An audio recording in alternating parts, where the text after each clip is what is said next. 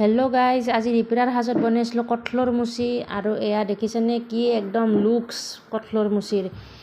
আজি একদম টেষ্টি হৈছে, আগগৰা ভাত বেছিকৈ যাব আজি। আৰু এটা গানেই আছে নহয়, কঁঠাল খাবলে ভয় এঠা লাগে বুলি। আজি এঠা লাগাৰ সৈতে এইটো মই টেকনিক কৰিছোঁ, কোনে হাতত আঠা লাগে লৈ বাপাহাৰে, মই নলওঁ দে। এটাই কেৰাচিনী লগাব লাগে, আঠা লগালে হাতত লগাই কেৰাচিনী লগে লগে মুচবা লাগে, নৰোঁ দে বাপা, কেৰাচিনীও নাই, আঠাও গুচাব নৰোঁ।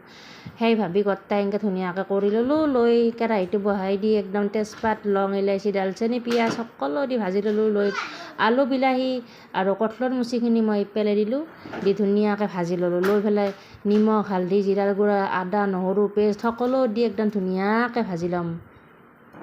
লৈ পানীও দি দিলোঁ। পানী 3টা মানুহ ধকে দিছোঁ, আমি 3টাহে খোৱা মানুহ, মাইনাইটো নাখায়। আৰু এয়া ধইনা একদম দেখছি না, ইমান টেষ্টি লাগে আঞ্জাখন ধইনা দিলি, সদায় বেলেগ হৈ যায়। কি একদম ধুনীয়া টেষ্টি, মানে একদম ডেলিচিয়াছ লুক হৈছে। আৰু এয়া হ'ল ফ্ৰিজত থওঁতে পকি গেল বল লাই শাক, মই বিৰাটেই ভাল পাওঁ, কেঁচাই কেঁচাই খাই দিবৰ মন যায়। আৰু এয়া হ'ল মই এনেকৈ বল লাই শাকৰ লগত বুট সানি ল'লোঁ। লৈ একদম দেখছি না, এই হ'ল ঢেকীয়া আৰু এই কচুৰ চাটনি।